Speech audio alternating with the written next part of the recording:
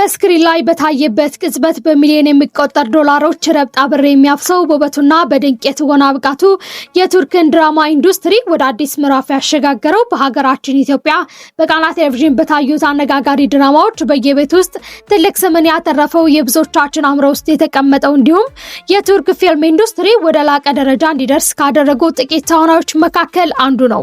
ነገር ግን ከዚህ ሁሉ አንጸባራቂ ዝና ከስክሪኑ በስተጀርባ ያለው እውነተኛ ህይወቱ ስንቶቻችን እናውቃለን? በቲቪ መስኮት ላይ የምናየው ድንቅ ትወና ጀርባ ስንት ህመም፣ ስንት ውጣ ውረድና የህይወት አውሎ ንፋስ እንዳለፈ ማን ሊገምት ይችላል? በፍቅር ህይወቱ ያሳለፈው አወዛጋቢ ጉዞ፣ ከሱ 14 ዓመት የምታንሰውን ሴት ለማግባት ሲወስን ያጋጠመው ያልተጠበቀ የቤተሰብ ተቃውሞ፣ በጋዜጠኞችና በማህበራዊ ሚዲያዎች የተሰነዘረበት ትችት፣ በሰርጉ ዕለት እናቱ እንኳን በትዳር ስነ ስርዓቱ ላይ አለመገኘቷ በወቅቱ ትልቅ መነጋገሪያ ነበረ።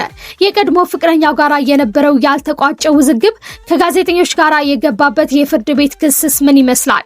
የህይወቱን ፈተናዎች በጽናትና በትዕግስት ስላሳለፈው ታዋቂ ተዋናይ ክቫንቺ ታቲቶግሉ ወይም ኩዚ የህይወት ታሪክ ይዘንላችሁ መተናል። ታዲያ ቪዲዮ ላይክ እና ቻናሉን ሰብስክራይብ እያደረጋችሁ እስከ ቪዲዮ ፍጻሜ ድረስ አብራችሁን ቆዩ። ጥቅምት 27 ቀን 1983 እንደ አውሮፓውያን አቆጣጠር በቱርክ አዳና ከተማ ተወለደ። የቤተሰቦቹ ትውልድ አልባንያና ቦርሴናዊ ሲሆኑ ከተማ ውስጥ ለትውልድ የቆየ የዳቦ መጋገሪያ ቢዝነስ ነበራቸው። ክቫንቺ ያደገው ከአራት እህትና ወንድሞቹ ጋር ሞቅ ባለ ቤተሰብ ውስጥ ነበረ። ነገር ግን በ1997 በአባቱ የልብ ህመም አጠቃላይ የቤተሰቡ ህይወት ሊለወጥ ቻለ። ለሕክምና ሲሉ ወደ ኢስታንቡል ለመዛወር ተገደዱ። እናቱ ልጁ ያለው ቁመት በከንቱ እንዳይቀር በመመኘት ሳታማክረው ፎቶዎችን ወደ ሞዴሊንግ ኤጀንሲ ላከች። የእናቱ ውሳኔ የህይወቱ መነሻ ሆነ። በ2002 ቤስት ሞዴል ኦፍ ቱርኪ በመቀጠልም ቤስት ሞዴል ኦፍ ዘ ወርልድ በመባል አሸነፈ። ነገር ግን ክቫንቺ በሰውነቱ ውበት ብቻ ተይዘው መቅረት አልፈለገም። በ2005 ገና በ2 ዓመቱ በአረቡ ዓለም ኑር በመባል የሚታወቀው ድራማ ላይ የምህመትን ገጸ ባህሪ ተጫወተ። ይህ ድራማ በመካከለኛ ምስራቅ ታሪክ ስራዎች ሁሉ ከፍተኛ ተመልካችን ሰበሰበ። ከ85 ሚሊዮን በላይ ሰዎች ቪዲዮውን ማጠቃለያ ተከታተሉት። ክቫንቺ በአንድ ጀንበር ውስጥ የአረቡ ዓለም የልብ ምት ሆነ። ነገር ግን እውነተኛ የትወና ጥበብ የመጣው በ2008 በተሰራው አስኳን ድራማ ላይ ነበረ።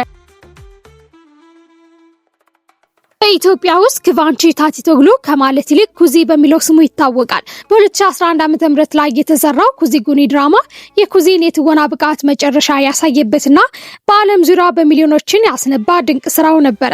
በድራማው ላይ ኩዚ ማለት የወንድሙን ጥፋትና ግድያ በራሱ ላይ አድርጎ ስለ ፍቅር፣ ስለ ቤተሰብ ሲል ህይወቱን አቃጥሎ 4 ዓመታት ያክል በእስር ቤት ያሳለፈ ሚስኪንና ቁጡ ወጣት ነበረ። ክቫንቺ ይህንን የቆሰለና የቁስለኛ ሰው ገጸ ባህሪ ለመጫወት ያደረገው መስዋዕትነት ግን አስገራሚ ነበረ። ለዚህ ሚና ሲል 13 ኪሎ ግራም በላይ አካሉን አክስቶ አጥንቱ እስከሚቆጠር ድረስ ክብደቱን ቀነሰ። የቦክስ ልምምዶችን አደረገ። ድምፁንና አካሄዱን ስታይሉን ሙሉ በሙሉ ለወጠው። በቃና ድራማ ላይ ያየው የነበረው ተመልካች ሙሉ በሙሉ ክቫንቺ እየተወነ ሳይሆን እውነተኛ የኩዚን ህይወት እየኖረ ነው እስኪል ድረስ አስደመመ። የዛሬውን የሚያብረቀርቅ የሆሊውድ አይነት ዝናውን ከመጎናጸፉ በፊት የክቫንቺ ብቸኛ ህይወት ህልም ተዋናይ መሆን አልነበረም። ህልሙ ፍጹም ሌላ ነበረ። ገና በ14 ዓመቱ አዳና ከተማ ላይ የቅርጫት ኳስ ስፖርት ፍቅሩ መላ ህይወቱ ሆነ። ረጅም ቁመቱ፣ ፈጣን እንቅስቃሴውና ተፈጥሯዊ ክህሎቱ በየሄደበት ሁሉ ሰዎችን ትኩረት ይስብ ነበረ። ቤተሰቦቹ ለአባታቸው የልብ ህመም ሲሉ ወደ ኢስታንቡል ከተዘዋወሩ በኋላ የክቫንቺ እቅድ የቅርጫት ኳስ ተስፋ የበለጠ ጎላ። በቱርክ ታላላቅና ታዋቂ ክለቦች ለሆኑት እንደ አውኮስፓናና በኪሽታሽ መጫወት ጀመረ።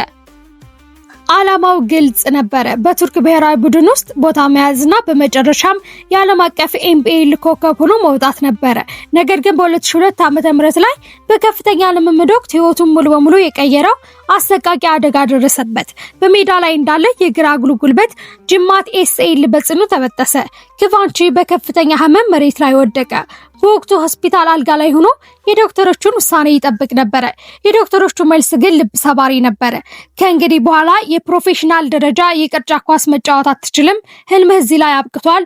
በአንድ ጀንበር የ19 ዓመቱ ወጣት ህይወቱን ሙሉ በሙሉ የለፋበትና የወደፊት ተስፋ ያደረገው ህልሙ በአንድ ሰከንድ ፈረሰ። ክቫንቺ ህልሙን ወጣትነቱ ሳያንስ ለወራት ያክል ከአልጋ መነሳት በማይችልበት ከባድ የአካልና የአእምሮ ስቃይ ዲፕሬሽን ውስጥ ወደቀ። የክቫንቺ ታቲቶግሉ የፍቅር ህይወት በበርካታ አጋጣሚዎች የታጀበ ነው። ባለፈው ዓመታት ከተለያዩ ታዋቂ ሴቶች ጋር ስሙ የተያያዘ ቢሆንም እውነተኛ የልቡን አጋር ያገኘው ግን በስራ አጋጣሚ ከተዋወቃት የፊልምና የአልባሳት ዲዛይነር ባሻክ ዲዘር ጋር ነበረ። ሁለቱ መካከል ያለው ጥልቅ ፍቅር በ2016 ዓ.ም ላይ በፈረንሳይ ፓሪስ ከተማ በተደረገው ውብና የቅርብ ወዳጆቻቸው ብቻ በተከበበ የጋብቻ ስነ ስርዓት ወደ ጠንካራ ጥምረት ተቀየረ። ይህ ፍቅራቸው በ2022 ዓ.ም ላይ ኩርት ኤፌ የተባለ ወንድ ልጃቸውን በማቀፍ የበለጠ የተሟላና የደመቀ ሆነ። ነገር ግን በዚህ ድንቅ ጋብቻ ዕለት ታዳሚዎችና መገናኛ ብዙሃን በእጅግ ያስገረመ ትልቅ መነጋገሪያ የሆነ አንድ ክስተት ተፈጠረ። ይኸውም የክቫንቺ ታቲቶግሉ እናት ኖርአን ታቲቶግሉ በፈረንሳይ ፓሪስ በተካሄደው የልጃቸው ሰርግ ፕሮግራም ላይ አለመገኘታቸው ነበረ። ይህ አጋጣሚ በወቅቱ የበርካታ ሚዲያዎች ዋና መነጋገሪያ ሆኖ ቀጠለ። እናቱ በሰርጉ ላይ ያልተገኙበት ምክንያት በጤና ምክንያት እንደሆነ ቢገለጽም በማህበራዊ ሚዲያና በቱርክ ጋዜጠኞች ዘንድ ግን እናታቸው ባሻክ ዲዘርን ስላልተቀበለቻትና በጋብቻው ስላልተደሰቱ ነው የሚል ስፋት ያለው ወሬዎች እንደተናፈሱ ምክንያት ሆነ። ይህ በሰርጉ ዕለት የተፈጠረው አጋጣሚ እስከዛሬ ድረስ በማህበራዊ ሚዲያ ላይ የተዋናዩ ቤተሰብ የሚከሰሱበትና የሚጠቀሙበት አብይ ርዕስ ሆኖ ቀጥሏል። በተለይም በኢንስታግራም እና በትዊተር መድረክ ላይ የሚገኙ በርካታ ተከታታዮች የክቫንቺና የባሻክን ግንኙነት በመተቸት በባለቤቱ እድሜና በቤተሰቡ አቀባበል ላይ ያተኮረ አላስፈላጊ መረጃዎችና የሐሰት ክሶችን ሲሰነዝሩ ቆይተዋል። አንዳንዶች ከተጎነባቸው ሴት ተዋናዮች ጋር አላስፈላጊ ፍቅር አለው የሚል አሉታዊ ወሬዎችን በመፍጠር የቤተሰቡን ሰላም በማደፍረስም ሞክረዋል።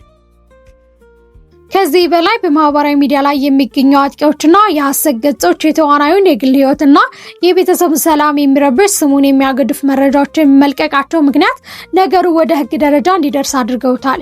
ክቫንቺ ታቲቶግሉ ለቤተሰቡ ያለው ፍቅርና ክብር ከፍተኛ በመሆኑ በማህበራዊ ሚዲያ ላይ የቤተሰቡን ስም የሚያጠፋ የሐሰት ወሬዎችን የሚያሰራጭና የግል ህይወቱን የሚያፈርሱ አካላት ላይ የግል ክስ በመክፈት በማህበራዊ ሚዲያ ጥቃቶችን በህግ ለመመከት ወስኗል። ይህ አጋጣሚ የሚያሳየው የቱርክ ፊልም ንጉስ የሆነው ክቫንቺ ታቲቶግሉ በስክሪን ላይ የሚያሳየው ጀግንነት ገጸ ባህሪ በገሃድ ዓለምም ለቤተሰቦቹ ለፍቅሩና ለሰላሙ ሲል የሚያደርገው ነገር መሆኑን የሚያሳይበት አጋጣሚ ሆኗል። በቱርክ ሲኒማና ድራማዎች ላይ ተወዳጅ የሆነው ክቫንቺ ታቲቶግሉ የግል ህይወቱና የትዳሩን አስመልክቶ በማህበራዊ ሚዲያ ላይ በርካታ የሐሰት ዜናዎች ሲሰራጩ ቆይተዋል። ከነዚህም መካከል ትልቅ አውሎ ንፋስ ያስነሳው ክቫንቺ 14 ዓመት የምታዘውን ልጅ አገባ የሚለው የሐሰት ወሬ ነበረ። በበርካታ በዩቲዩብ በቲክቶክና በኢንስታግራም ሚዲያ ገጾች ላይ ተከታይን ለማብዛት ሲሉ እውነታውን በማዛባት የተዋናዩን ስምና የግል ህይወቱን መነገጃ ያደረጉ የተጋነነ መረጃዎችን አሰራጩ። ይህ ሐሰት ክስተት ዜና በመይነብሩ ላይ በስፋት ተሰራጨ። በደጋፊዎችና በማህበራዊ ሚዲያ ተጠቃሚዎች ዘንድ ትልቅ ህዝብን ያነጋገረ ውዝግብና ስም ማጥፋት እንዲሆን ምክንያት ሆነ። ነገር ግን ይህ ሁሉ የተቀዳጀ የማህበራዊ ሚዲያ ወሬ የህዝብ መነጋገሪያ የክቫንቺ ታቲቶግሉ እውነተኛ የትዳር ህይወት ላይ ምንም አይነት ጥላ ሊጥል አልቻለም። ክቫንቺ በማህበራዊ ሚዲያ ላይ የሚሰራጩ የሐሰት መረጃዎችና የስም ማጥፋት ዘመቻዎችን በህግ መንገድ ለመመከት ቁርጠኛ አቋሙን እንደያዘ ሲሆን በሰዎች አላስፈላጊ አሉባልታ ወደ ጎን በመተው ከእውነተኛ ባለቤቱ ከባሻክ ዴኒዝ ጋራ ከልጁ ጋራ ደስተኛ የቤተሰብ ህይወቱን መምራት ላይ ቀጥሏል። ወደ ቻናላችን ተከታታዮች የዛሬ ቪዲዮ ይህንን ይመስል ነበር። ከክቫንቺ ታቲቶግሉ የፍቅር ህይወት ታሪክና የደረሰበት የማህበራዊ ሚዲያ ትችት ምን ይመስላችኋል? እናቱ በሰርጉ ዕለት አለመገኘቷ በእርግጥስ በጤና እክል ነው ወይስ ሌላ ምክንያት? አስተያየታችሁን ኮሜንት ሴክሽን ላይ አስቀምጡልን። ቪዲዮውን ከወደዳችሁት ላይክ ማድረጋችሁን እንዳትረሱ። እንደዚህ አይነት ያሉ አዝናኝና አስገራሚ የቱርክ ተዋናዮች ታሪካቸው እንዲደርሷችሁ ሰብስክራይብ በማድረግ የደወል ምልክቱን ይጫኑ። በሌላ ቪዲዮ እስከምንገናኝ ድረስ ቸር ሰንብቱ።